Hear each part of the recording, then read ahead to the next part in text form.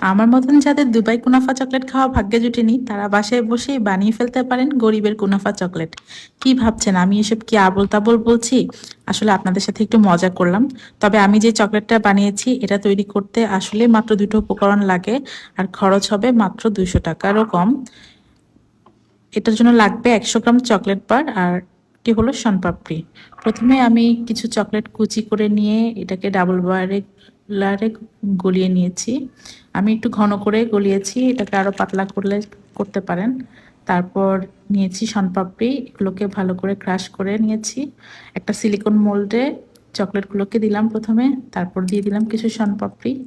আবার উপরে চকলেট দিয়ে আধা ঘন্টা ডিপ ফ্রিজে রেখে দিলাম। আধা ঘন্টা পর মোল্ড আউট করলেই হয়ে যাবে গরিবের কুনাফা চকলেট। এটা আপনারা বাচ্চাদেরকে দিলে বাচ্চারা খুব খুশি হবে, আর বড়রাও খেতে পারেন, তবে বাচ্চারাই অনেক বেশি পছন্দ করবে। আমার ভিডিওটি কেমন লাগলো কমেন্ট করে জানাবেন, আর ভিডিও ভালো লাগলে একটা ফলো দিয়ে আমার সাথে থাকবেন। আল্লাহ হাফেজ।